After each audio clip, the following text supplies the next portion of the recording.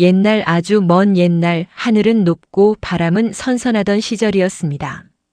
경상도의 어느 깊은 골짜기, 거기 한 선비가 살고 있었습니다. 이름은 박선비. 이 양반이 어떤 사람이었냐 하면요. 글공부 실력은 장원급제하고도 남을 정도였고 심성은 대나무보다 고닫습니다.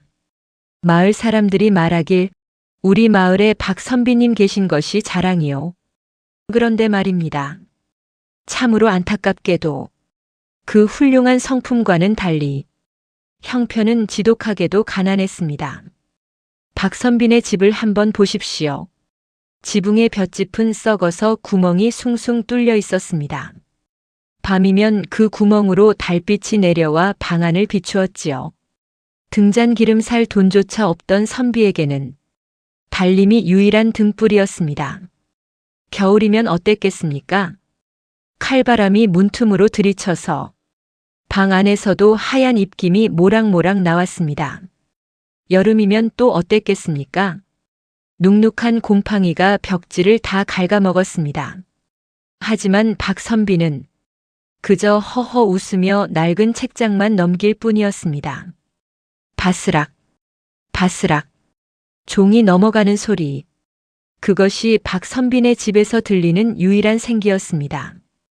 배에서는 꼬르륵 소리가 천둥처럼 울려도 박선비는 남의 밭에 떨어진 이삭 하나 함부로 줍지 않았습니다. 왜냐고요? 정직함이 목숨보다 귀하다고 믿었기 때문입니다. 며칠을 굶어 얼굴이 반쪽이 되어도 길가에 떨어진 엽전 한 푼을 보면 주인을 찾아주기 위해 온종일 그 자리에 서 있던 사람. 그게 바로 박선비였습니다. 마을 사람들은 그런 선비를 보며 혀를 찼습니다. 저러다 굶어 죽는 건 아닌지. 하지만 마음속으로는 진심으로 그를 우러러 보았습니다. 그런데 말입니다. 세상 일이 참 공평하지 못한 것이 이런 선한 선비가 사는 고을에 아주 지독하고 무서운 사또가 새로 부임해 왔습니다. 이름하여 변사또. 이 변사또라는 자는 이름뿐인 사또였습니다. 실제로는 백성들의 재물을 가로채 제 배를 채우는데 귀신 같은 재주가 있는 사람이었지요. 사또가 고을에 발을 들이자마자 한 일이 뭐였는지 아십니까? 마을의 창고를 다 뒤지고 농사꾼들의 곳간까지 싹싹 훑어갔습니다. 나라에 바칠 세금이 부족하다. 그런 핑계를 대며 닭 한 마리, 달걀 한 꾸러미까지 모두 빼앗아갔습니다.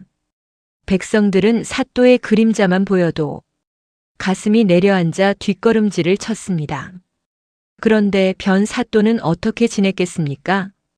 번쩍거리는 비단 옷을 입고 기름진 고기를 매일같이 먹으며 이 고을은 살기가 참 좋구나 하며 너스레를 떨었습니다. 백성들은 눈물을 흘리며 보릿고개를 넘기는데 사또는 자신의 배를 불리는 데만 정신이 팔려 있었던 것입니다.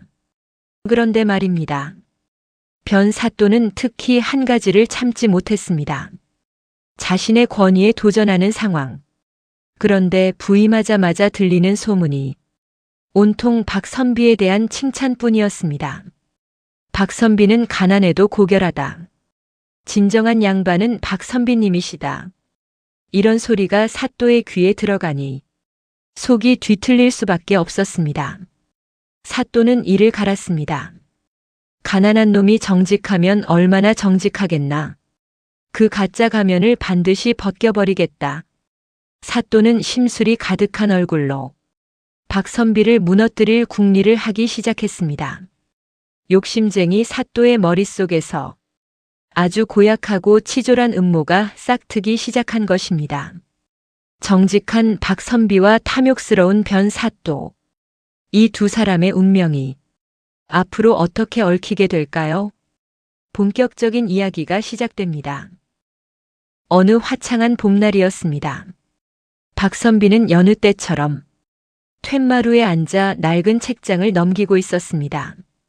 그런데 갑자기 마을 어귀가 시끌벅적해지더니 화려한 가마 한 채와 포졸들이 선비의 초라한 살인문 앞을 가득 메웠습니다. 사또 날이 행차시다. 우렁찬 외침에 박선비는 깜짝 놀라 마당으로 나갔습니다. 가마문이 열리고 얼굴에 기름기가 번지르르 흐르는 변 사또가 거드름을 피우며 내렸습니다. 사또는 코를 쓱 잡으며 선비의 초라한 집을 훑어보더니 비웃듯이 입을 열었습니다. 소문대로 정말 청빈하게 사는구나. 박선비의 정직함이 한양까지 자자하기에 특별히 부탁을 하러 왔소. 박선비는 예의를 갖춰 절을 하며 물었습니다. 부족한 사람에게 무슨 일로 발걸음을 하셨습니까? 그러자 사또는 소매 안에서 비단 보자기에 쌓인 묵직한 물건 하나를 꺼내 들었습니다. 보자기 매듭을 풀자 아침 햇살을 받아 눈부시게 빛나는 황금 두꺼비 한 마리가 나타났습니다. 순금으로 만들어진 그 두꺼비는 눈에 빨간 보석이 박혀 있고 등에는 정교한 문양이 새겨진 한눈에 봐도 값을 매길 수 없는 보물이었습니다. 사또가 말했습니다. 이것이 우리 집안 대대로 내려오는 갑오요. 요즘 관아에 도둑이 들끓는다는 소문이 있어서 말이요. 가장 정직한 박선비에게 사흘만 맡아달라 이것이요. 박선비의 정직함을 한번 믿어보고 싶소. 박선비는 깜짝 놀라 손사래를 쳤습니다. 아니 되옵니다. 제 집은 문짝도 헐겁고 지키는 사람도 없어. 이런 귀한 보물을 감당할 수 없사옵니다. 하지만 변 사또는 막무가내였습니다. 박선비가 거절한다면 고을에 믿을 사람이 하나도 없다는 뜻 아니오? 사또의 체면을 봐서라도 딱 사흘만 보관해 주시오. 사또는 대답도 듣지 않은 채 황금 두꺼비를 선비의 손에 쥐어주고는 서둘러 가마를 타고 떠나버렸습니다. 박선비는 등줄기에 식은 땀이 흘렀습니다. 혹여나 보물에 흠이라도 갈까? 비단 천으로 겹겹이 싸서 방 안쪽 가장 깊숙한 벽장 속에 잘 모셔두었습니다. 밤에도 잠을 이루지 못했습니다. 쥐가 갉아먹지는 않을지, 도둑이 들지는 않을지 걱정하며 뜬 눈으로 밤을 지새웠습니다. 하지만 이 모든 것은 변 사또의 시커먼 속셈이었습니다. 사또는 그날 밤 마을에서 발 빠르기로 소문난 도둑 하나를 은밀히 불렀습니다. 박선빈의 집벽장에 있는 황금 두꺼비를 감쪽같이 가져오너라. 들키면 목숨이 없을 줄 알아라. 사또의 명령을 받은 도둑은 박선비가 잠깐 물을 마시러 뒤뜰로 나간 사이 고양이처럼 담을 넘어들어가 벽장을 털어버렸습니다. 박선비는 그것도 모른 채 밤새 벽장 앞을 지키며 앉아 있었습니다. 다음 날 아침 사또는 약속한 사흘이 지나기도 전인 이른 새벽부터 들이닥쳤습니다. 갑오가 무사한지 확인하러 왔소. 당장 황금 두꺼비를 내오시오. 박선비는 자신 있게 대답했습니다. 귀하게 모셔두었사옵니다. 벽장을 열었습니다. 그런데 벽장 안에는 비단 보자기만 덩그러니 놓여 있고 그 무겁던 황금 두꺼비가 흔적도 없이 사라져 있었습니다. 박선비의 얼굴은 순식간에 잿빛으로 변했습니다. 떨리는 손으로 보자기를 들춰보았지만 빈 상자만 뒹굴고 있을 뿐이었습니다. 변 사또는 기다렸다는 듯이 크게 소리를 질렀습니다. 이놈, 정직하다는 박선비가 실은 도둑놈이었구나. 남의 보물을 탐내어 빼돌리고 거짓말을 하느냐. 박선비는 억울해서 눈물이 핑 돌았습니다. 밤새 문을 지켰는데 어찌 이런 일이 있을 수 있습니까? 하지만 사또는 막무가내로 포졸들을 시켜 집을 샅샅이 뒤지게 했습니다. 하지만 이미 사또의 비밀 금고 안에 들어간 두꺼비가 나올 리 없었습니다. 사또가 선고했습니다. 보물을 팔아치운 게 분명하다. 사흘의 시간을 줄 터이니 황금 두꺼비를 다시 내놓거나 아니면 황금 100냥을 가져오너라.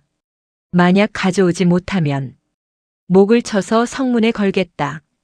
사또는 차갑게 웃으며 돌아갔습니다. 박선비는 마당에 주저앉아 통곡했습니다. 지나가던 마을 사람들도 이 광경을 보고 가슴을 쳤습니다.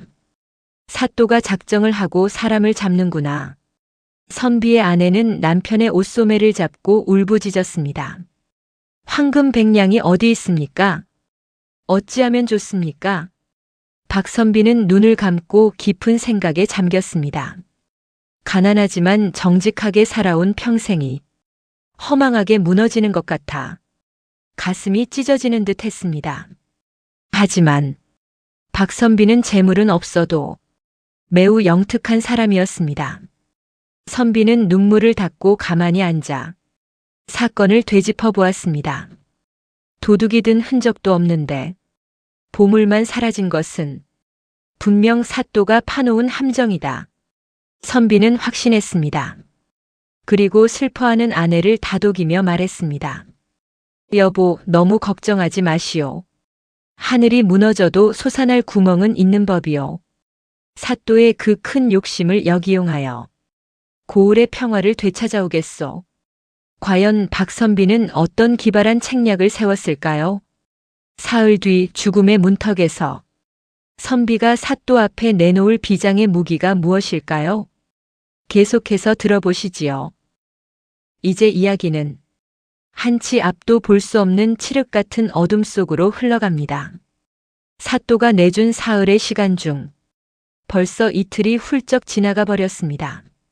하지만 박선비에게 황금 백냥이 있을 리 없었습니다. 사라진 두꺼비의 행방 또한 알 길이 없었습니다. 결국 기한을 채우지 못한 박선비는 포졸들에게 양팔을 붙잡힌 채 관아로 끌려가 차가운 옥바닥에 던져지고 말았습니다. 당시의 옥사 안은 사방이 눅눅한 습기로 가득하고 쥐들이 발등을 타고 넘나드는 아주 지독한 곳이었습니다. 박선비는 그곳에 앉아 쇠창살 너머로 보이는 손바닥만한 하늘을 올려다보았습니다. 정직하게 산 죄가 이것뿐인가. 선비의 입술은 타들어갔고 몸은 며칠째 이어진 고문의 만신창이가 되었습니다. 그때 옥사 밖에서는 선비의 아내가 머리를 풀어 헤치고 통곡을 하고 있었습니다. 사또님, 제발. 우리 서방님은 평생 남의 물건에 손 한 번 댄 적 없는 분입니다. 제발 한 번만 살펴주십시오. 아내의 울음소리가 관아 담장을 넘어 온 마을에 퍼지자 길 가던 백성들도 걸음을 멈추고 눈물을 훔쳤습니다. 하지만 고약한 변 사또는 귀를 꽉 막고 비단 이불 속에서 코를 골며 자고 있었습니다. 사또의 머릿속에는 오직 하나.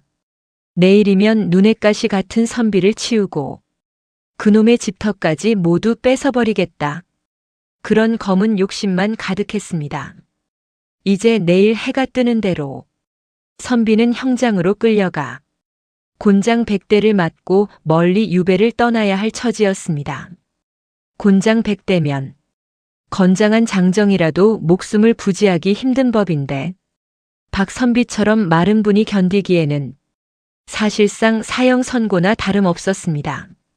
마을 사람들 사이에서는 박선비가 죽게 생겼다는 말이 돌면서 분위기가 흉흉해졌습니다. 어떤 이들은 사또의 횡포에 맞서 몽둥이라도 들자고 했지만 관군의 칼날 앞에 그저 한숨만 내뱉을 뿐이었습니다. 그런데 그 깊은 밤 옥바닥에 정좌하고 앉아있던 박선비의 눈이 번쩍 뜨였습니다. 선비는 무릎을 치며 혼잣말을 중얼거렸습니다. 그래, 바로 그것이다. 욕심이 눈을 가리면 이성도 가려지는 법. 사또가 나를 속였듯 나도 사또의 그 더러운 욕심을 이용해 대접해주겠다. 선비는 간수에게 부탁해 아내를 불러달라고 했습니다. 그리고 창살 사이로 아내의 귀에 대고 아주 낮고 은밀한 목소리로 무언가를 부탁했습니다. 지금 당장 집으로 가시오. 부엌에 있는 가장 큰 가마솥과 가장 작은 솥단지를 준비해 두시오. 그리고 내일 아침 내가 관아 동원으로 끌려나갈 때 마을 사람들을 최대한 많이 모아주시오. 아내는 남편이 미친 게 아닌가 싶어 눈이 휘둥그레졌습니다. 죽음을 앞둔 마당에 웬 솥단지 타령인가. 하지만 선비의 눈빛이 너무나 형형하고 단단하여 아내는 두말하지 않고 밤길을 달려 집으로 향했습니다. 다음 날 아침 드디어 운명의 시간이 왔습니다. 관아 앞마당에는 벌써 수많은 구경꾼이 몰려들었고 형틀 옆에는 무시무시한 곤장들이 줄을 지어 놓여 있었습니다. 변 사또는 높은 의자에 앉아 거드름을 피우며 부채질을 해댔습니다. 박선비, 마지막 기회다. 황금 두꺼비를 내놓지 못하면 당장 볼기를 박살내겠다. 박선비는 형틀 앞에 무릎을 꿇었습니다. 하지만 어제와 달리 얼굴빛이 아주 평온했습니다. 오히려 입가에는 묘한 미소까지 머금고 있었습니다. 그 모습에 사또는 기분이 나빠졌습니다. 이놈, 죽을 때가 되니 미쳤느냐? 왜 웃느냐? 그러자 박선비가 조용히 입을 열었습니다. 죽기 전에 사또께 드릴 아주 진귀한 소식이 하나 있어 웃음이 났사옵니다. 사실 어젯밤 옥중에서 신기한 꿈을 꾸었는데 깨어보니 제 집 부엌에서 천지개벽할 일이 벌어지고 있었사옵니다. 사또는 눈을 가늘게 뜨고 물었습니다. 그게 무슨 소리냐? 박선비는 또박또박 대답했습니다. 믿기지 않으시겠지만 제 집 가마솥이 어젯밤에 새끼를 낳았사옵니다. 그것도 아주 윤기가 흐르는 예쁜 아기 솥을 낳았사옵니다. 이 말을 듣자마자 구경하던 백성들은 술렁였습니다. 선비가 정말 미쳤나 보다. 사또는 어처구니가 없다는 듯 껄껄대며 웃었습니다. 하하, 솥이 어떻게 새끼를 낳느냐. 정녕 죽고 싶어 환장을 했느냐. 하지만 박선비는 굴하지 않고 더욱 진지하게 말했습니다. 제가 평생 정직하게 살았다는 것을 사또께서도 잘 아시지 않습니까? 어찌 제가 거짓을 고하겠습니까? 만약 제 말이 틀리면 목을 10번이라도 치십시오. 지금 당장 제 아내가 그 새끼 솥을 가지고 관아 문 밖에 와 있사옵니다. 사또는 의심스러웠습니다. 하지만 평소 선비의 정직함을 이용해 골탕 먹이려던 자신의 꾀가 떠올랐습니다. 저놈이 미쳤든 아니든 일단 솥이 하나 더 생긴다는데 마다할 이유가 없지. 일단 가져오게 해서 내 것으로 만들면 그만이다. 탐욕의 톱니바퀴가 사또의 머릿속에서 다시 돌아가기 시작했습니다. 좋다. 그럼 가져와 보거라. 박선비가 소리쳤습니다. 여보, 들어오시오. 관아 문 밖에서 선비의 아내가 보자기에 소중히 쌓인 무언가를 들고 들어왔습니다. 아내는 보자기를 풀며 말했습니다. 이것이 어젯밤 가마솥이 낳은 새끼 솥이옵니다. 보자기를 펼치자 정말로 반질반질하게 닦인 손바닥만한 작은 무쇠솥 하나가 나타났습니다. 사실 그것은 박선비가 아내에게 미리 일러두어 장터에서 급하게 구해온 소꿉놀이용 작은 솥이었습니다. 하지만 사또는 그 작은 솥을 보더니 눈이 휘둥그레졌습니다. 정말 큰 솥과 똑같이 생겼구나. 박선비의 말이 사실이로구나. 사또는 욕심이 머리끝까지 차올랐습니다. 솥이 새끼를 낳는다면 선비네 집 솥을 다 가져다가 새끼를 치게 해서 창고를 무쇠솥으로 가득 채우겠다. 검은 속셈이었습니다. 사또는 그 자리에서 선비의 죄를 묻기는커녕 작은 솥단지를 뺏어 들고 매우 기뻐했습니다. 박선비가 정직하여 이런 복을 타고났구나. 이번 한 번은 신기한 구경을 시켜준 공으로 매질을 미루어 주겠다. 대신 그 큰 가마솥도 관아 창고에서 새끼를 더 낳게 해야 하니 나에게 빌려주어라. 박선비는 속으로 쾌재를 불렀습니다. 계획대로다. 하지만 겉으로는 아주 공손하게 큰 가마솥까지 사또에게 바쳤습니다. 사또는 그날부터 관아 창고에 가마솥을 모셔두고 매일 아침 저녁으로 들여다보며 새끼를 언제 또 낳을지 기대에 부풀어 있었습니다. 사흘이 지난 뒤 박선비가 다시 관아를 찾아왔습니다. 사또는 버선발로 뛰어나오며 물었습니다. 큰 솥이 새끼를 또 낳았느냐? 그런데 이번에는 박선비의 표정이 매우 어두웠습니다. 얼굴은 흑빛이 되어 눈물을 흘리며 관아 마당에 엎드렸습니다. 사또님, 천지개벽할 슬픈 일이 일어났사옵니다. 박선비는 통곡했습니다. 사또는 가슴이 철렁했습니다. 새끼 솥이 죽기라도 했느냐? 그러자 박선비는 외쳤습니다. 새끼 솥이 문제가 아니옵니다. 사또께서 빌려가신 그 귀한 큰 가마솥이 어젯밤의 산골을 이기지 못하고 죽어버렸사옵니다. 솥이 죽어서 싸늘하게 식어버렸사옵니다. 이 말을 듣자마자 사또의 얼굴은 험악하게 일그러졌습니다. 이놈, 지금 나를 놀리는 것이냐? 세상에 쇠로 만든 가마솥이 죽는다는 게 말이 되느냐?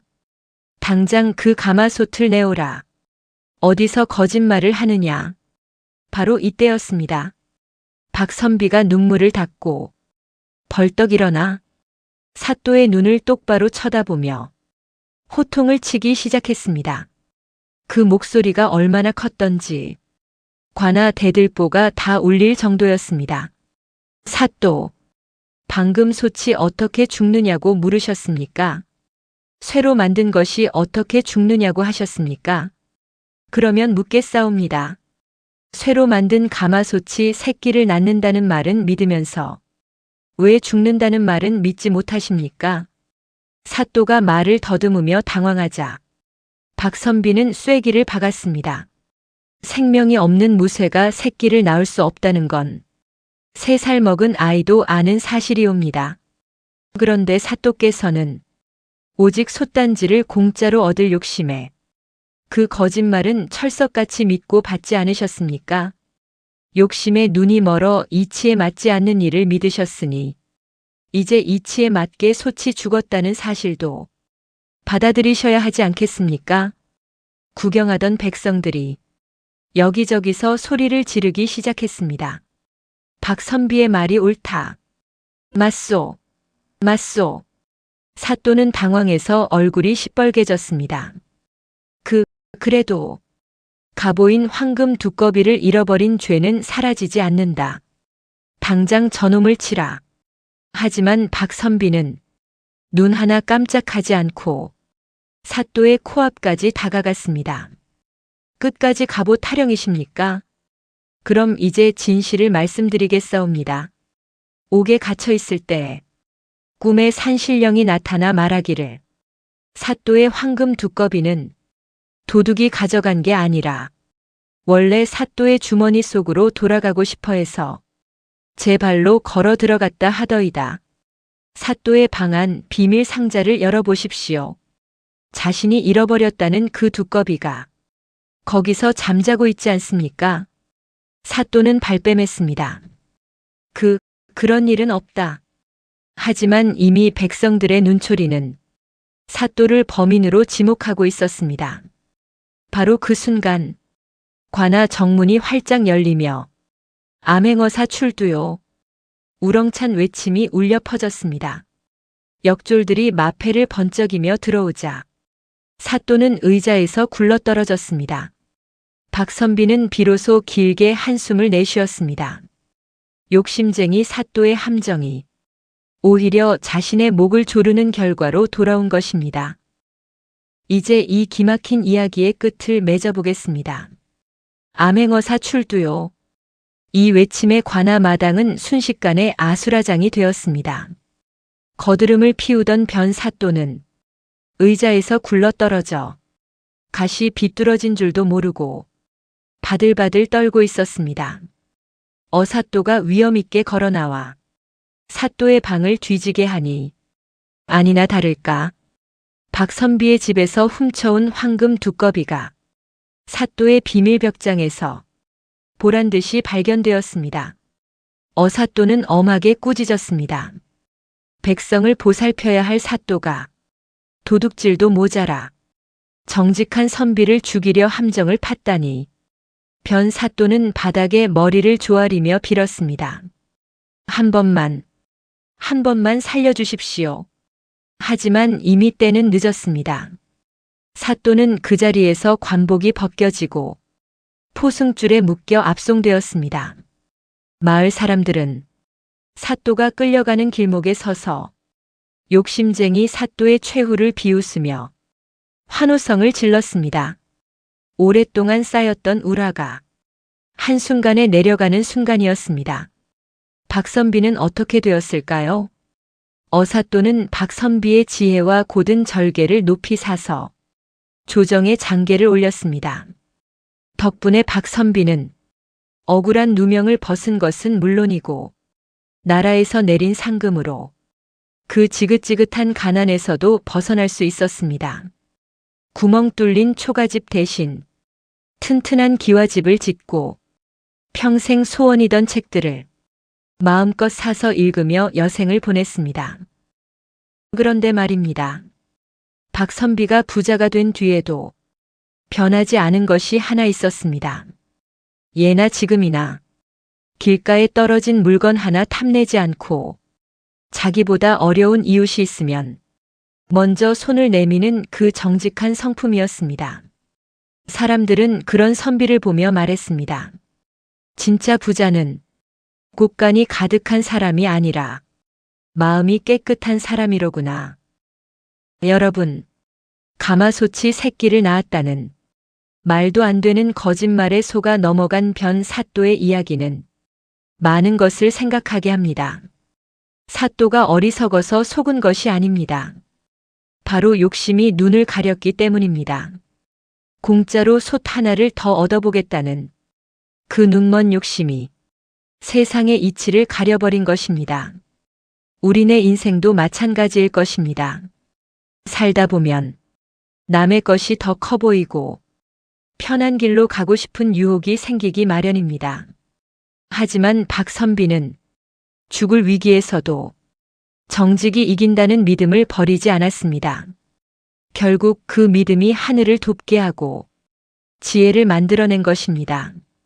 솥이 새끼를 낳으면 죽기도 한다는 그 단순한 진리가 세상을 속이려던 악인을 벌한 셈입니다. 이제 긴 이야기를 마치려 합니다. 비록 세상이 험난하다고 해도 박선비처럼 마음만은 대쪽같이 지키며 살아가시길 바랍니다. 정직하게 살면 잠자리도 편안하고 훗날 자식들에게 들려줄 이야기도 당당한 법입니다. 오늘 이야기 어떠셨습니까? 긴 이야기 끝까지 들어주셔서 정말 고맙습니다. 오늘 이야기가 마음에 드셨다면 구독과 좋아요 한번 부탁드립니다. 그리고 댓글로 여러분의 생각도 들려주세요. 나도 박선비처럼 정직하게 살고 싶다. 욕심은 화를 부른다.